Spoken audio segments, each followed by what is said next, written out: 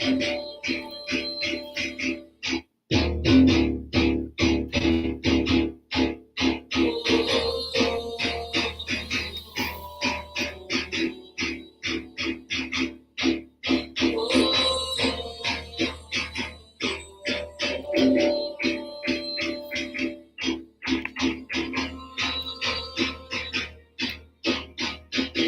a second, it's been a minute. Got the first six, what's the last four digits?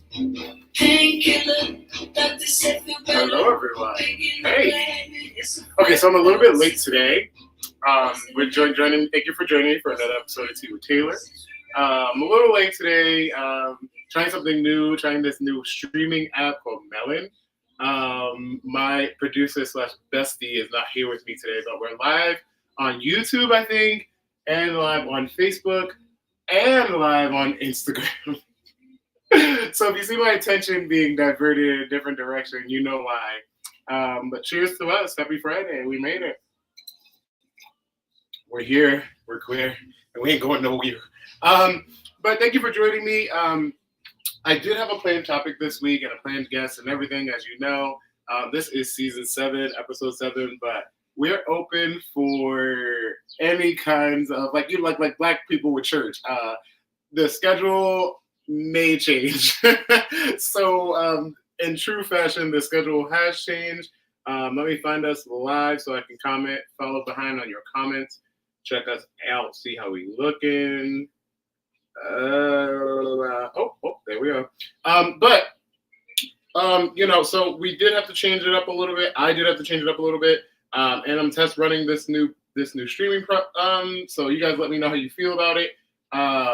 But yeah, we're gonna talk today. We got a lot of hot topics to go over. I couldn't join you last week. I took some time off to vacay a little bit and travel. So wasn't able to do the show last week. And I'm sorry for that. I missed you all. I hope you missed me. Hold on. Perks of being live. Gotta make sure the lighting is lighting.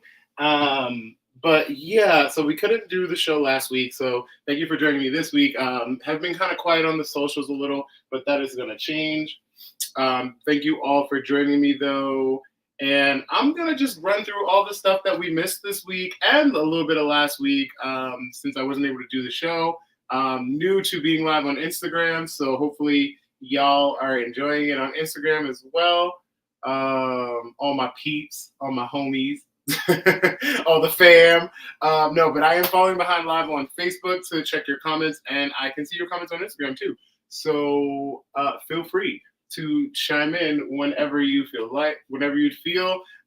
So this week, I'm just gonna go through some hot topics. You guys again feel free to chime in whenever you go through all the stuff that we didn't catch up on last week and a little bit this week. It's a lot. It's a lot. Even writing it, I was like, oh my gosh, my head hurts. Because it's just so much going on right now. But first, again, I want to say thank you all for keeping up with me, for watching, for viewing Tea with Taylor, for being a part of that. Thank you to the community, people who reached out to be a part of the show, all my guests, and everyone who has been a part of the Tea with Taylor endeavor. I really, really want to say thank you so much. But moving forward a little bit, let's get into it because we got a lot to talk about. First and foremost, here we go. Hold on. Yes. Okay. No. First and foremost, this morning, actually, that I woke up to some news about TikTok, and that was surprising to me. I was like, not the news about TikTok. What's going on? So yeah, it was surprising to me that this was a hearing, a public hearing about TikTok, because that's what's plaguing our community right now is TikTok. But the Biden administration, to put it vaguely, felt that data security was at an all-time risk due to a lot of recent events, and the first attack, so to speak, on that insecurity or that issue in the U.S. I believe this to be the first this direction is to investigate the CEO of TikTok. His name is, God forgive me if I say this wrong, Shu Z Chu. Shu Z Chu is the CEO of TikTok that was being questioned in a hearing this morning, I believe it was. Let me know in the comments if that is not correct. Always down to hear that. But yeah, there was a hearing this morning, the government questioning the CEO of TikTok about possible data breach in, stealing information from users and reporting that information back to China. So I don't know how true that is, and the CEO did deny those claims. In his words, saying, "I wouldn't exactly call it spying."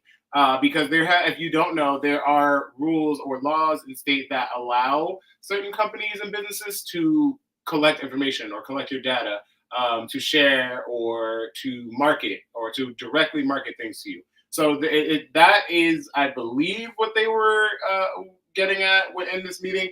But there's also in this hearing being data privacy in the U.S. as a whole being brought up as a topic, and for a very long time. There has been no security when it comes to data privacy.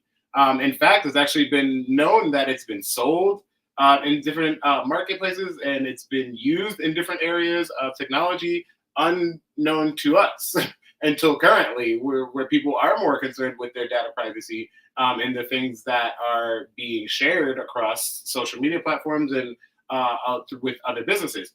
So this was a really big one, I think, that showed that the U.S. actually feels threatened in this area and security-wise with data. So it's hopefully the first step of many that we're going to take towards data privacy regulation. That's what I'm hoping and assuming will happen from this. So y'all stay tuned. We'll see what happens with this one. But TikTok may actually be banned in the U.S. if this goes the way the administration was planning, I believe. So we're going to have to keep up with this one. We'll see. I'm not the biggest advocate for TikTok, but do I use it? Absolutely. So like every other social media platform, clearly. But yeah, we shall see. I don't foresee TikTok being banned, but there may be some repercussion to this whole hearing. That we might want to stay on top of. While we're talking about social media, also Twitter, Elon Musk is the new CEO of Twitter, and he actually is creating some new rules and regulations in the Twitterverse too. If you haven't heard about that, and a lot of people know. Okay, so the Twitter situation is a little bit different, but when you are certified or when you have a blue check or when you are verified on social media for a long time now, especially on Twitter. There's a blue check next to the username or your handle. So what Twitter is doing now, what Elon Musk decided was to remove the blue check system as it currently stands. And on April 1st, there'll be a charge for people to have blue checks on Twitter. Which I thought was interesting. And so for regular Twitter users, there's a blue check that will be involved with you having to sign in or log into the new Twitter Blue. And it's a paid version of Twitter, which you would have to pay $8 a month to become a Twitter Blue check member. And $11 a month if you were to be involved in that system via your mobile device. So that's interesting enough alone that I thought was like, really, okay, we're changing up the verified rules here. I think celebrities could pay for that for sure. Whatever, no big deal. But then there's the rest of that package, which is saying there is a gold check that will be part of this verification system that is going to be set aside for companies and brands that they will have to pay for. And then there's going to be a gray check that is going to be categorized for government accounts on Twitter. And the gold and gray check system, get this. The gold and gray check system is gonna run you $1,000 a month. If you want to get a gold check or a gray check on Twitter now, it's gonna run you $1,000 a month. Okay, that is for government accounts and companies and brands. And if you know, social media is made up of a lot of different companies and brands that market to us, that are have their profiles set up there, and you know, different things, links to their shopping sites and all that. So I think it's really interesting that now they're gonna have to pay $1,000 a month to continue having that status. And then, you know, the blue check system is just a whole new thing now. So I'm like, I might be Twitter verified for a little $11 a month. Like, okay, listen. I was like, it's interesting how social media platforms are changing drastically lately. So we'll see how that one goes as well. I'm not a huge Twitter person, but I am on Twitter. T Wood Taylor is on Twitter. So check that out as well. You can catch all my random thoughts and things of that nature that pop up in my little brain, because this Twitter is dangerous. And you all know what I mean by that. Speaking of new things, you know, ooh, transition, ooh la la. There's something that I thought was kind of funny, but also interesting in a way. White Claw, the company White Claw. We all know White Claws, and there's been a lot of different versions of White Claws and Trulies and all the other brands that have cornered the seltzer market as of lately. So we've all heard of these, but White Claw is actually doing something new, since they feel that the CEO of White Claw feels that they have cornered the market and they've done really well with sales of White Claw. Now they're moving into the vodka business. Yeah. So there will be White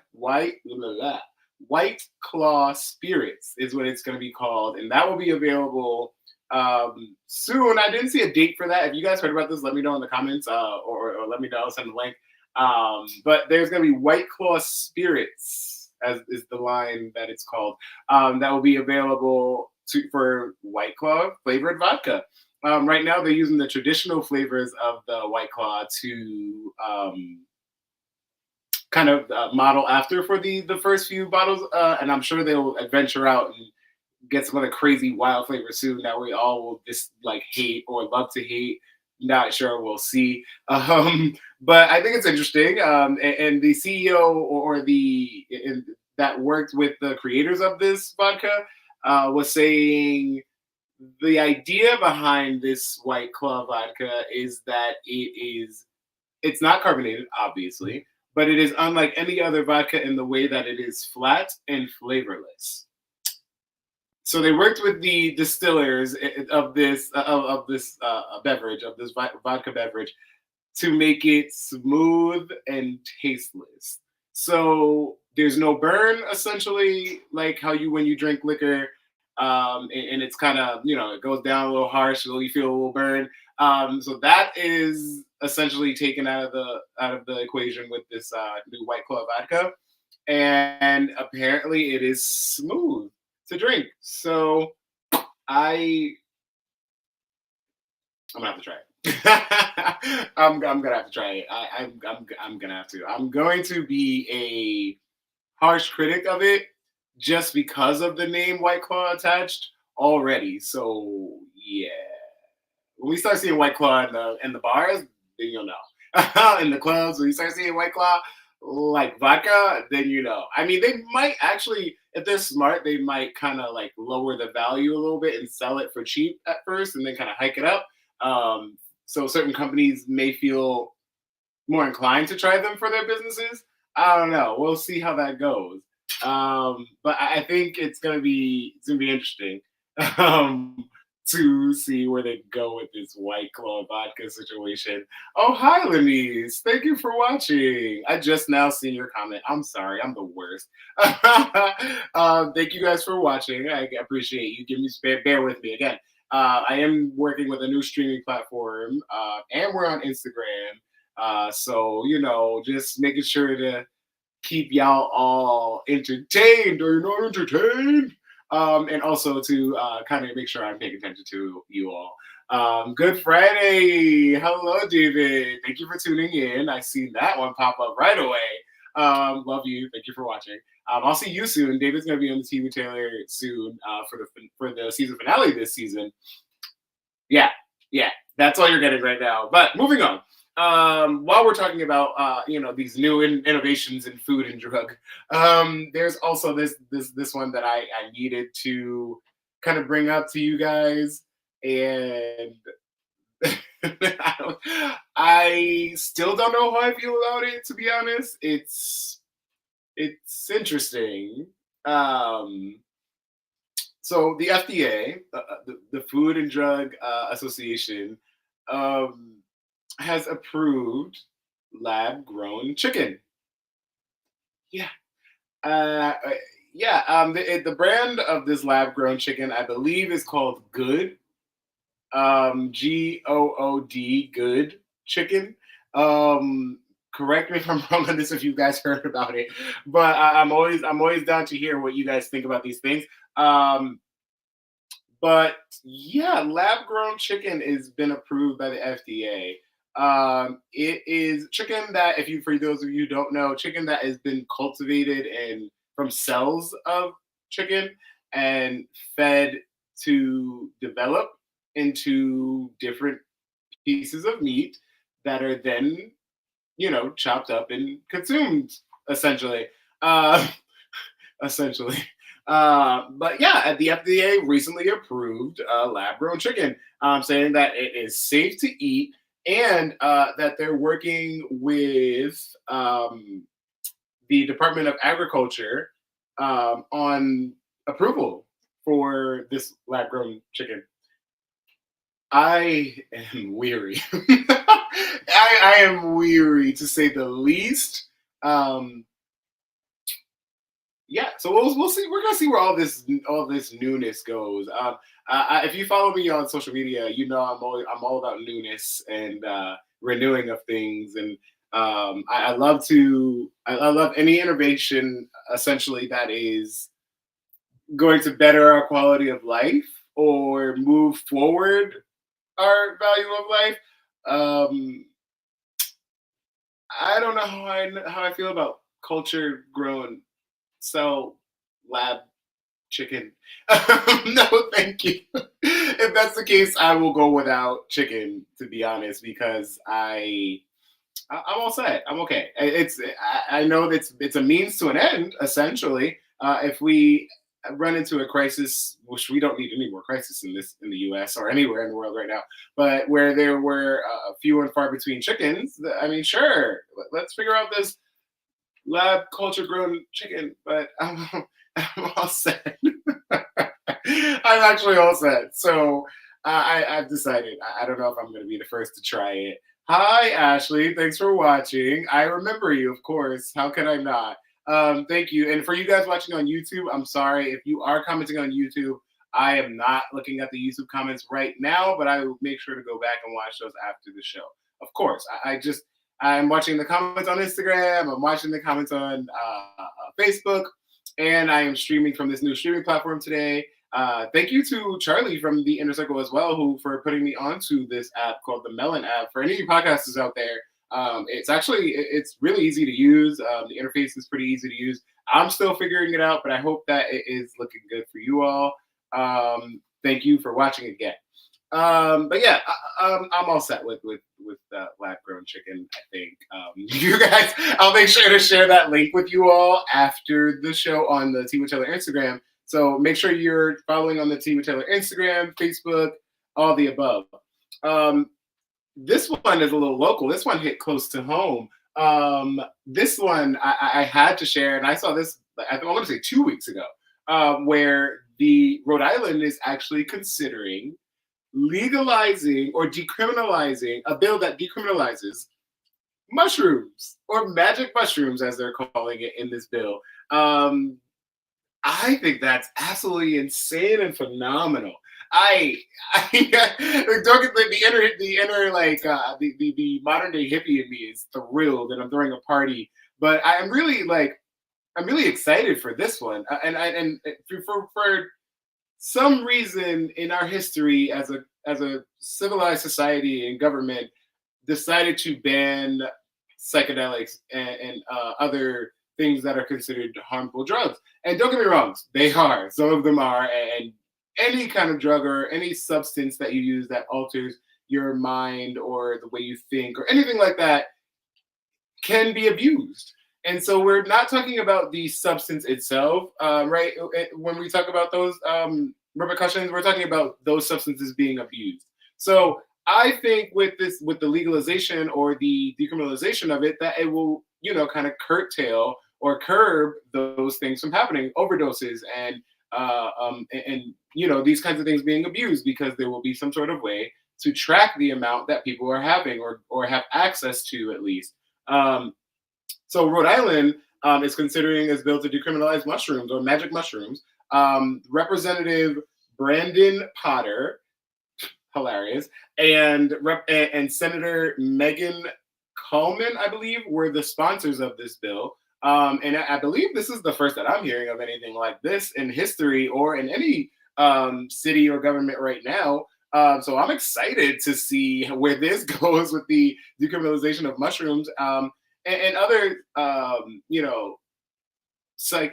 drugs that are considered of that stature or that category, because some of them have reached that category just out of fear of what those substances could do medically at least. And that's where we're going with this bill as well, because it's pending approval with the FDA right now, of course, for treatment of chronic illnesses like chronic depression and what's the other one that they cited? Post-traumatic stress disorder within our veterans and other people in our society.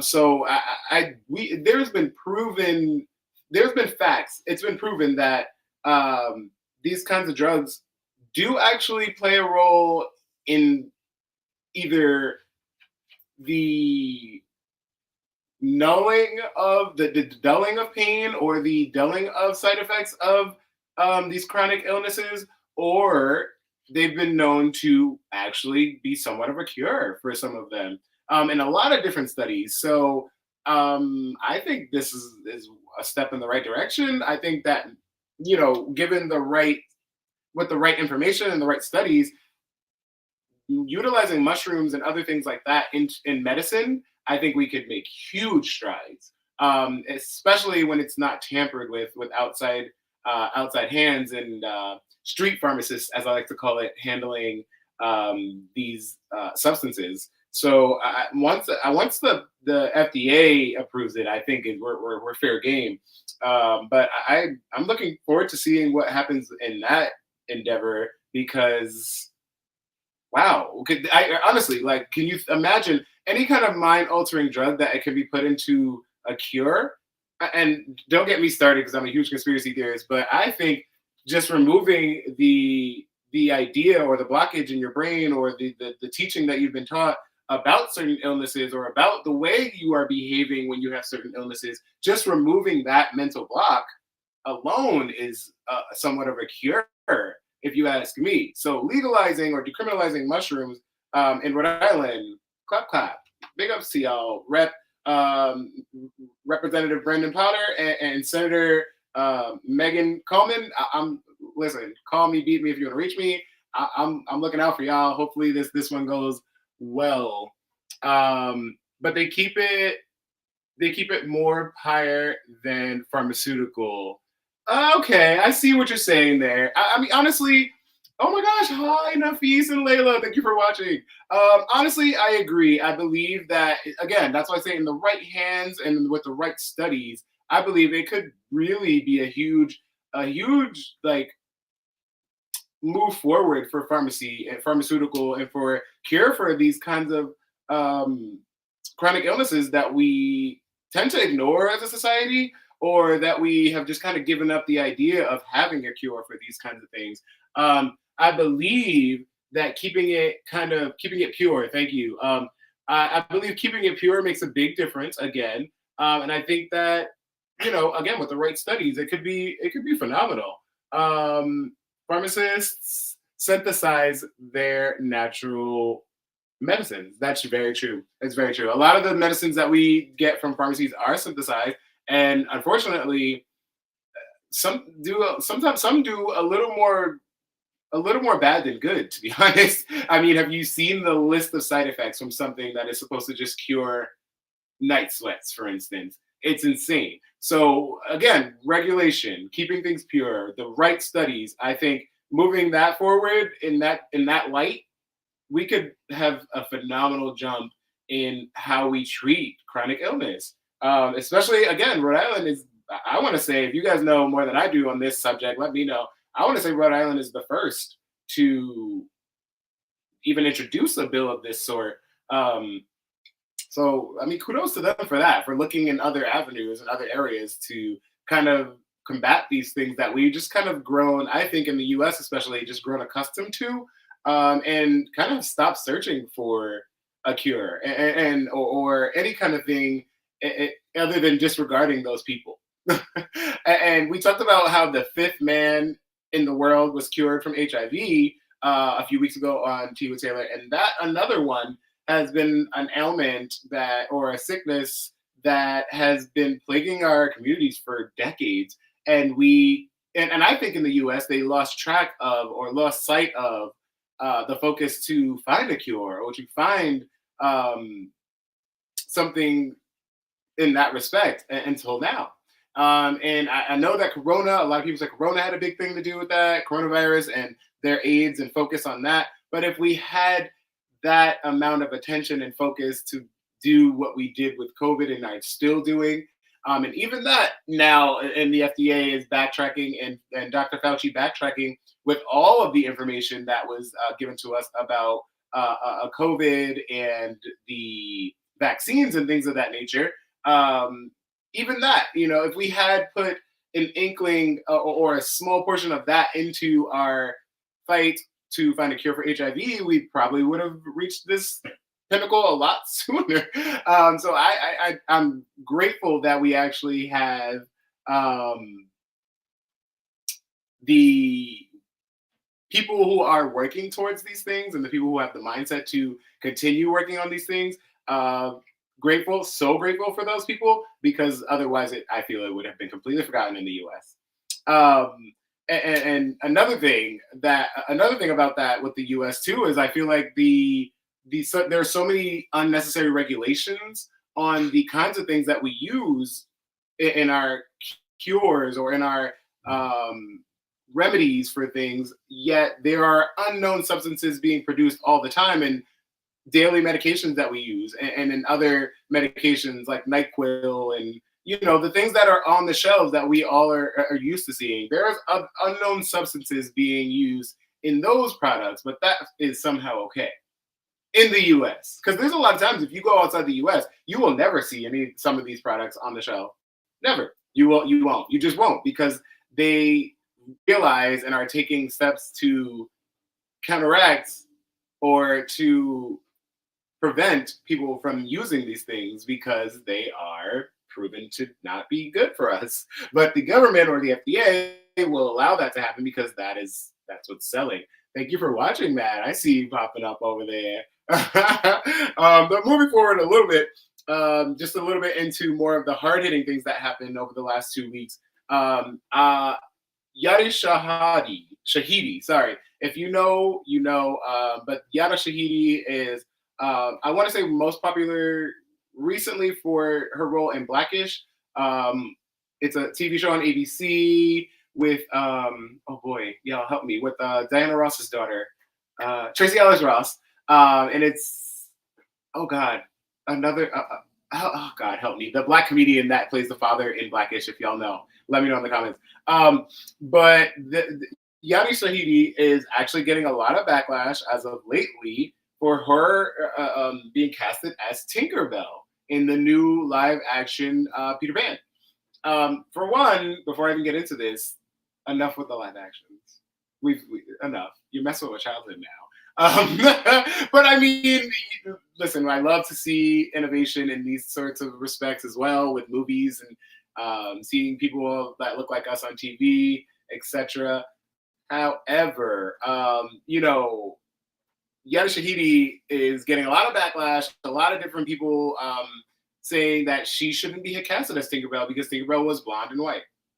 Simply just that. And I think for that reason solely, it's actually terrible, and no one should ever feel that way. But I mean, here we are sitting here talking about it because Holly, I believe it was Holly Bailey. Yes, Holly Bailey was casted as a Little Mermaid. And a lot of people had a lot to say about that, being that she is being casted as a Black mermaid. And for one, a lot of these mythologies and stories started with Black people and was created within Black culture and kind of somehow merged with US and other cultures and has been diluted and changed and switched forms to comfort other narratives. However, there have always been Black mermaids. If mermaids were to exist, come on now. What is the obsession with calling out these things as if it is not something that we see on a regular basis? It's the same thing as the same way I feel about schools having a problem with teaching race theory. It's arming and preparing students in that respect for something they're going to encounter in life, and this way they will not be confused. They'll know what to expect. They can see these people and these cultures and these races in real time and be able to relate, so to speak, if they're taught, if they learn, these things in school. But it's been such a battle back and forth to even allow students to learn race theory. And the same thing I feel about this with presenting Black and brown folks on film and movies.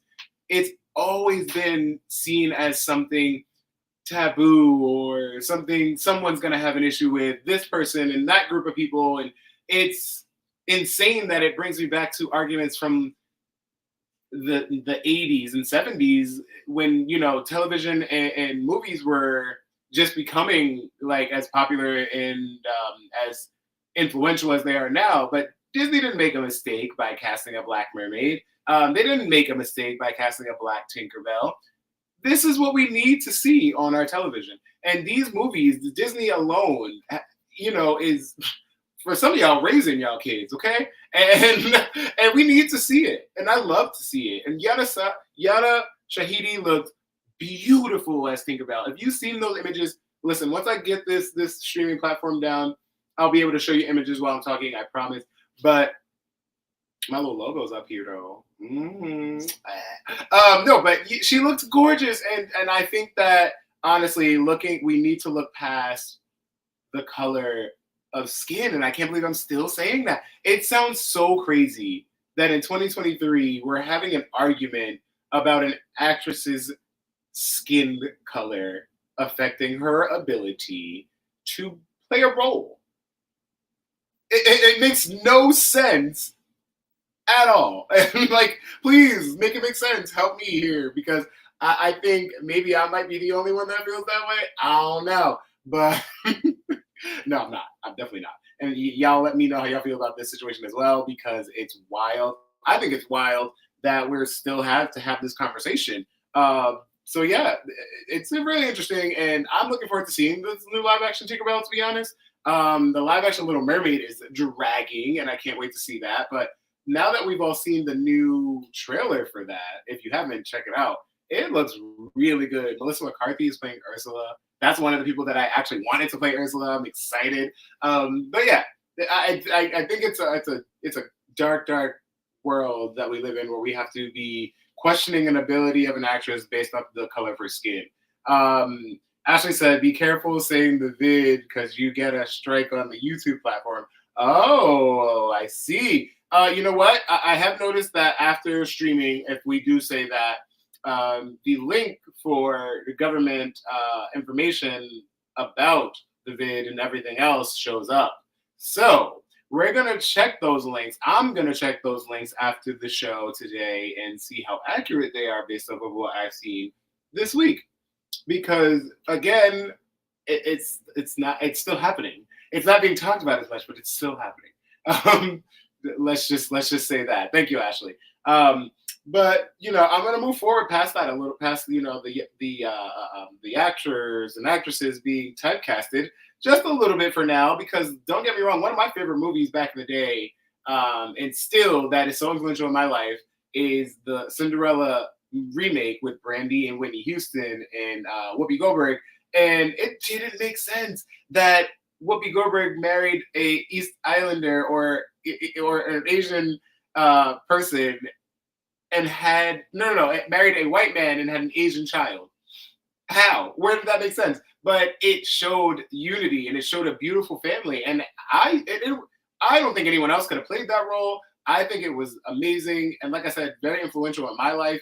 I had the privilege of performing one of the songs from Rodgers and Hammerstein's Cinderella recently, and it was so nostalgic. But I don't think anyone else could have played the roles that they played.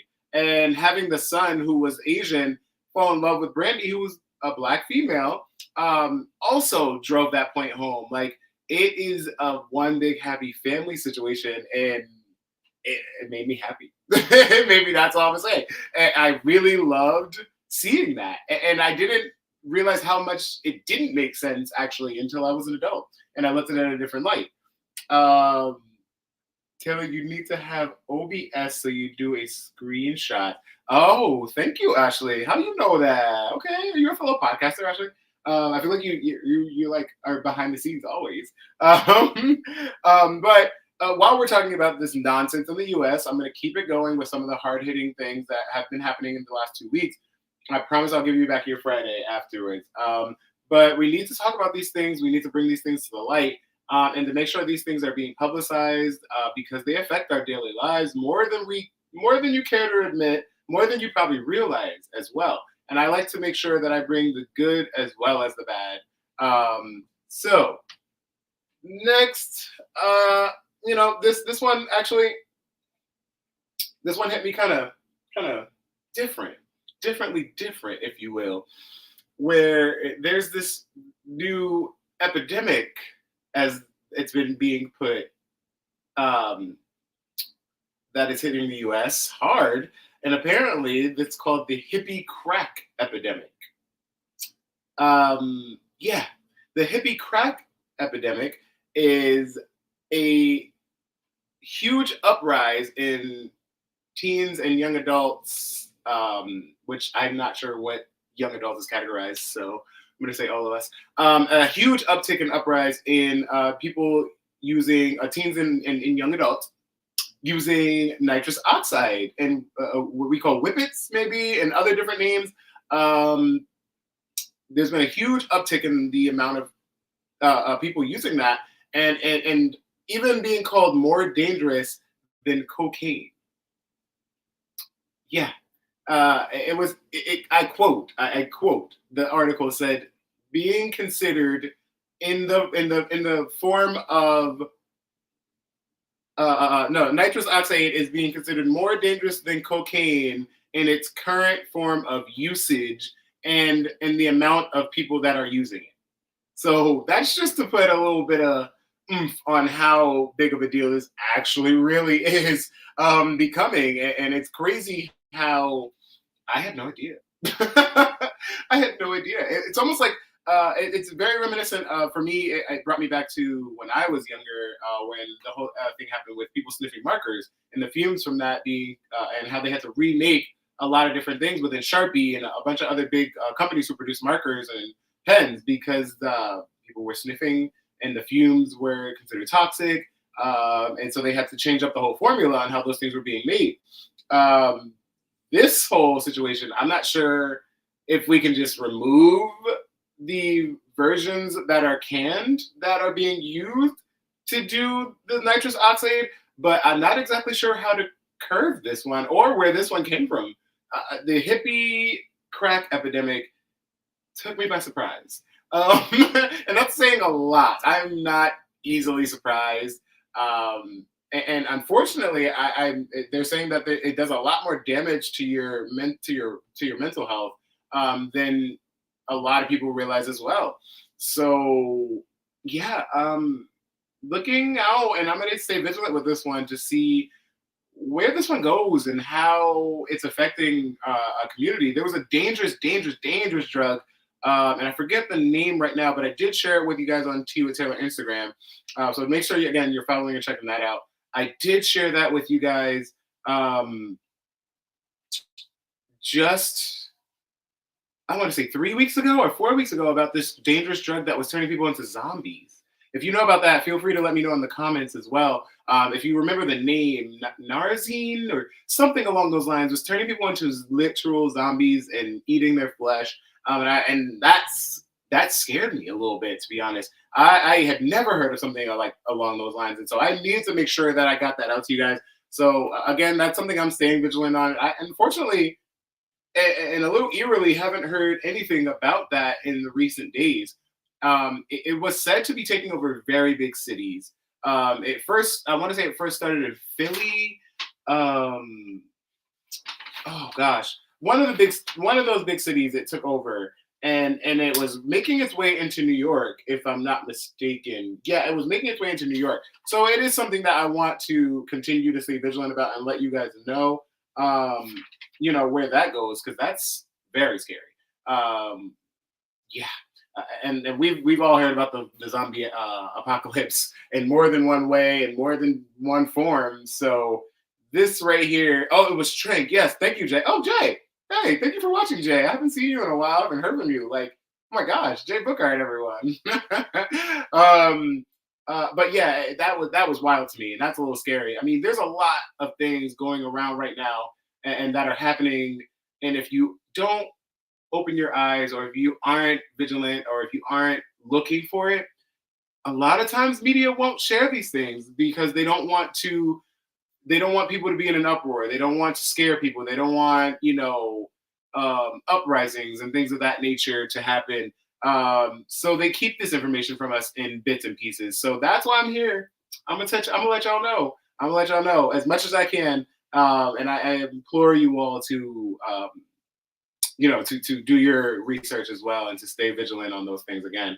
Again, while I'm talking about that, there was, and I don't know if this was part of the hippie crack epidemic, but this week something crazy that I saw in the headliners was 4 U.S. citizens getting kidnapped in Mexico. Like, goodness gracious, they must have been high. I'm just, not to blame the victim, but they were near the Texas border, going to Mexico. And from what I saw in the last update, it was 4 U.S. citizens, and one of the 4 was going for cosmetic surgery in Mexico, or plastic surgery in Mexico. So they somehow, and again, if you know more about this than I do, feel free to let me know in the comments. Also, make sure you like, share, and comment this video. And make sure you like, share, and comment all of the Tea with Taylor installments, because I appreciate that and I love you all for that. Thank you so much for watching again. But the 4 U.S. citizens, one of them was going for plastic surgery or cosmetic surgery, and the other 3 were just going for a vacation. They were Black or African Americans. And I believe they were mistaken for Haitians in some sort of back and forth that has been going on with the Mexican and Haitian people. I'm not sure. I'm not going to speak on it more because I don't know. And I'm not someone who speaks on things that he doesn't know. But I saw the headliner, and I do know that those 4 U.S. citizens were kidnapped, and at least one of them has been killed, kidnapped and killed. So I'm going to follow behind that and see what happens, because I'm not sure. Oh, yes, Jay, thank you. Yes, it was animal sedative used to replace fentanyl, which is doing damage on its own. Fentanyl overdoses has skyrocketed in the last 2 years. But that's a whole nother Tea with Taylor. We could talk about that. But yeah, these 4 U.S. citizens, and I mean, one of them has been killed. Has been reported that he was killed. And I don't exactly know where this story is going. I don't. If you guys know, again, let me know in the comments. I don't know where they're going with this one, and it's a little scary to see that. Oh, xylazine, thank you, Jay. You're coming through. It's a little scary to see that they were so easily, kidnapped. We always say, I always like to tell people, it's dangerous to be an American going and traveling outside of the U.S., especially in a lot of the foreign places or a lot of third world countries, because they see us differently than we see ourselves. I'm gonna leave it there. And it is, you have a target on your back, so you have to be careful when traveling to these places. And that's one of the scariest parts about traveling. Have you seen the movie Hostel? Oh yeah, and that's not even worst case scenario. So moving forward a little bit, we got a few more minutes in this episode today before I give you back your Friday night. I'm gonna go down the list with this one, and it's insane, and it's hurtful, and it's, I want to say, deceptive and controlling and all of the above. It angers me, and I hope it angers us to the point of change. And I hope that we can all band together and do something about these things. But we talked about Tennessee and how they are the first to ban drag shows, or to consider drag shows adult entertainment, which in that category, it is seen as the same as a strip club or things of that nature, and can no longer be, a drag show can no longer be within 100 yards or 100 feet, I believe, 100 yards, something like that, of a church, a school, or a public venue. So we've seen these attacks constantly on the LGBTQ community and within government, and all these other attacks on trans folks, and all these other things that are attacks on the wrong things, focusing on the wrong issues here in the U.S. because we have enough to spare. Let me tell you, and the way the Biden administration just decided to insert themselves in Syria and this Ukraine situation, and the way they are frightened to death of being at war with China, to the point where we're questioning the CEO of a Chinese-based app.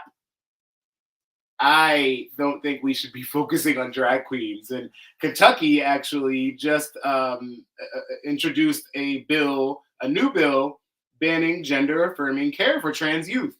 Yet another attack on a transgender community.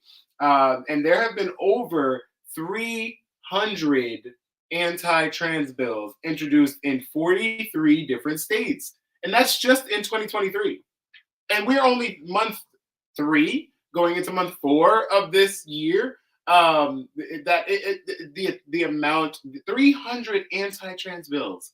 And that doesn't even factor in the other attacks and bills and regulations and other things that have been coming solely to attack the queer community and the LGBTQ community. And it's insane to see how these bills and laws are being passed, or how they're being moved forward through this corrupt system. And I'm going to say it is corrupt, and it's absolutely insane that we can focus our attentions on these things and be so abrupt and quick to make these decisions, when we have so many other things that we need decisions to be made on, that directly impact our value of life, that directly impact our community, that directly impact our cities, our states, and yet we're focusing on drag shows. Yet we're focusing on banning gender-affirming care for trans youth. There was a study that I saw yesterday. The World Athletics Company has now banned trans women from competing in female sports. And that goes for the Olympics as well, I'm assuming. So, again, yet another bill that is attacking our trans youth. For what reason, I'm not sure, and I'm not going to sit here and go through all of my allegations or reasonings that I think that these things are happening in abundance. But there's multiple reasons that this is happening, and there are multiple facets behind it, and there are multiple people that have planned this. And it is and don't be mistaken, this is not all in a whim. This has been a planned attack, and the way that is being pushed through governments and pushed through certain local authorities and governments, it's not by accident. There are people who are spearheading this and who have been attempting to spearhead this kind of legislation for a long time. And you know, again, like I said earlier, knowledge is going to be our first weapon towards fighting these kinds of things and from preventing these things from happening on a global scale. And we, speaking on a global scale, there is Uganda.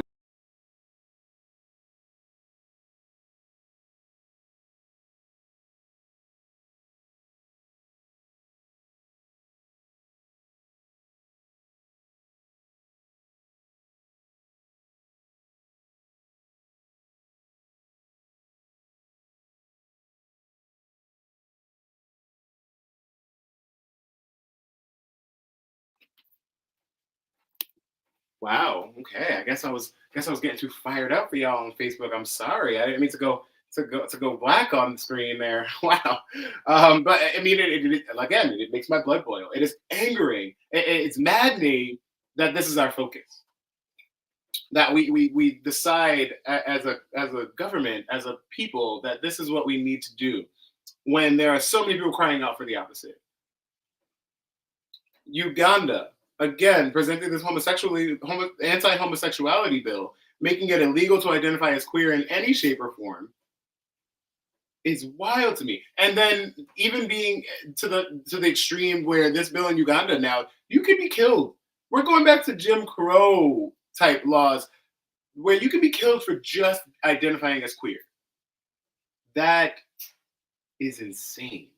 It's nonsense. Like, what are we doing? Or what are we doing when what are we doing? It makes my heart heavy amongst all the other things that we are dealing with as a society, to have to deal with going backwards with legislation and going backwards and not being able to freely identify and things of this nature is just wild to me. But you expect us to eat lab grown, cell grown chicken. Chow. Whew, getting hot and bothered. And then on top of that, you know, while we're talking about all this legislation that is angering and frustrating, you know, our former social media influencer, Cheeto dusted social media influencer Donald Trump. And if you know how I feel about it. I'm again not going to go into details about that because we're getting towards the end of our episode today. Ashley Salvati says, I can give you some awesome links and videos that my friends did on topics and videos. Don't go down the rabbit hole. You know what, Ashley? I'm going to go down the rabbit hole. I love it. I love it. Honestly, I do. And it takes me out of my comfort zone. And I love to be pushed outside of my comfort zone and to feel like I've gained some sort of knowledge in that respect. So I will go down that rabbit hole if you send me those links. Feel free, and I'm always open to that. If you guys want to share anything with me after the broadcast, I'm always down for that too. Feel free to share. But Mr. Trump, Lord, Lord, Lord. I thought we were done with him. I thought we were rid him. I thought someone, banished the Cheeto dusted gremlin. But again, here he is in the headliners. A top story in the news lately. Him getting arrested and dragged away, which I cackled. I mumbled and cackled, child. And listen, if you go back farther enough, and I implore you to do so, if you go back farther enough in Tiwa Taylor's history, I believe it was season 3 or season 4, we were talking about how he was being brought up for charges of sexual harassment saying grabbing the poom, from that incident, and from also the Stormy Daniels incident. And if you don't know who Stormy Daniels is, it is a porn actress who came out and said that she was harassed or paid off, harassed and paid off, excuse me, if I'm not mistaken, by the Trump administration and Trump himself. And now being brought to justice, I said back then I would mumble and cackle and laugh my ass off to see him dragged off into court in handcuffs. And what do we see in this image? Oh my gosh, when I figure this out, I can't wait. I would have it plastered right here for the rest of the show. Trump being dragged away in handcuffs. And even to the point where I think he threw a hissy fit at some point and he had to be carried. I can't even tell you how much joy it brings me to see that. But and it is for good reason. It is for good reason. On a more serious note, it was for a very good reason. We all sat by and seen. We all have our opinions, but we all sat by and saw how he affected the January 6th committee. Has all come together to see how we to talk about and to kind of further examine his role in the January 6th, uprising, insurrection, as we called it, and how he encouraged that. So that's one of the facets of why he was being arrested and why he's maybe indicted actually soon. And if you guys know about this, let me know in the comments as well. I'm watching because I actually haven't seen any updated stories about this since Wednesday. But I know it's been hot across the news segments. Yes, Kai, drag him to the mic. You know, I try to take the high route, but this Cheeto dusted gremlin social media influencer nonsense drabble freaking lapel wearing nonsense spouting hot-headed political garbage gets on. He drives me crazy. And so don't get me wrong, he has, and I'm not even gonna backtrack at all. He has had moments of clarity. There have been moments that I was like, Trump said that? Excuse me, what? Oh, wow. Okay. That makes sense. And those are the moments that I feel someone wrangled him in and kind of talked some sense into him, gave him a little conversation or something. But I'm not gonna say it's been 100% a shit show, because it's been 96% a shit show with this man. And even to the fact that we claim that he's a good businessman, he is not a good businessman. He's been in debt. He's been in bankrupt multiple times. His businesses have tanked. The Trump hotel businesses have been long since not making any kind of profit. This man pulled the wolves over a lot of people's eyes, because y'all really thought he was a good businessman. There's no way. No way. I don't see any of the things that he's done, especially as of recent. He's not even being able to pay back the people that worked on his campaign with him, and that was big news for a little while too. I don't know if they were paid off as well, but we'll find out, because a lot of people in the Trump administration are coming forward now to try to lessen the blow that's coming to them. And so everyone's coming out the woodworks now with the, oh yeah, and this happened and that happened, and oh, even to the point where I think one of the cabinet members is coming out with a tell-all book. And correct me if I'm wrong. One of the cabinet members from the Trump administration, I believe, is coming out with a tell-all book. If the high route means smoking a blunt and then taking the highest route, yes, Kai. Oh my gosh, I would take the low road, because when they go low, we go lower. You know what, Kai? I think you got that wrong. I think you got that saying a little bit wrong, but I agree with you. This man tear gassed innocent children. And and told people to inject bleach. There's been a lot of things where I'm just like, I can't take him seriously, and I just can't deal. And he takes himself the most seriously, and I just can't relate to that. Not on his level of delusion. But a lot of people are questioning if this is going to make him lose followers or gain followers, or if the political party that backed him once upon a time is still fully going to back him, or if they still fully feel that he is a good representative of that political party. I think political parties should be done and over with all this innovation that we're doing altogether. But a lot of people are questioning whether or not Republicans are still going to follow behind him after this possible indictment, and I don't know why they did to begin with. However, it's a cold day in hell before I will. So even with Sleepy Joe on the job, I am much happier with Sleepy Joe than dealing with another 4 years or so, or any amount of time with Trump and his delusions. And not even that, but even when it comes to the simplest of things, at the presidency, we have seen that he is incapable of handling the simplest of things without there being some sort of backlash. So again, this new case that is being brought against him, or multiple cases that are being brought against him, are in majority based off of the Stormy Daniels incident that he was involved with. The January 6th committee bringing forth information about what happened there with the insurrection, and the illegal paperwork that was found in his Florida condo. If you are following behind that, there was a raid recently. I want to say the end of 2022, sometime October, November. If you guys know around that time period when that was, they raided his Key Largo, I believe it was, residence, and discovered a lot of illegal documents, or documents that were illegally obtained being kept in his home.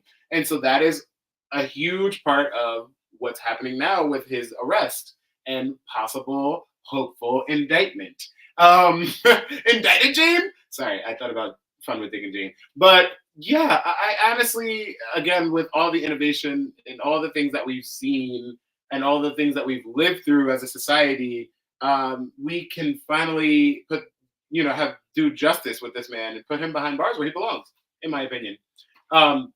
There's no way that we all sat back and watched all the chaos, all the chaos that ensued and all the things that he, botched during his presidency. And even before the things that this man got away with, just on the sheer fact that, no one really cared enough, if you ask me, I think now is the time. Now is the time that he's going to be held accountable for those things, like anyone else should have been and would have been in our current justice system if they had done anything along the lines of what he did.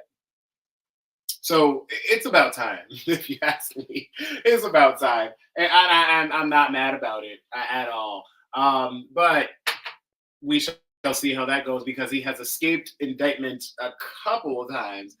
He has somehow escaped accountability a lot of times, and we don't know how. At least I don't know how he's escaped accountability in so many different incidents, and that we have 100% seen happen, or we've watched happen, or we've lived through it happening. So yeah. Keep your eyes peeled with that one too. I'm sure it will be plastered across all the news platforms, unlike a lot of all the other stuff that we wish we did see. And I'm looking forward to hearing from you guys, to let me know what you want to talk about on Tea with Taylor, how you think the show has been so far, season 7. I can't even believe it. I can't fathom. I would have never thought that I would ever have gotten this far with this project and with this show. And moving forward with all the newness of it all as well. I am excited, as usual, to always share this information with you all. And next week, I'll be back with the regular Degala, with the skinny tie. I'll bring you some hot topics as usual, but I will make sure to also have you a topic, a directive, and I believe next week I have a guest as well. And I'm not gonna lie to you, I'm not sure who it is yet, because I gotta check my list. He's checking the list and he's checking it twice. But next week there will be a guest, and we're back to the normal format of the show. It will be a few hot topics and then our topic of discussion. And I implore you, I hope and pray that you all join in, that you all learn something, that you all get something from the show, of course. And that is why I do it. So make sure you join me, God willing, next week, Friday at 6 o'clock. We'll be right here, Facebook Live, YouTube Live, Tea with Taylor. Can't wait. Make sure you're being good to yourselves, everyone. Thank you for watching. Make sure, again, to like, share, subscribe. For all my YouTube followers, thank you for watching my first live in a long time. And I hope you all enjoyed it. Thank you so much. And cheers to the freaking weekend. Have a great night. Got the first 6, what's the last 4?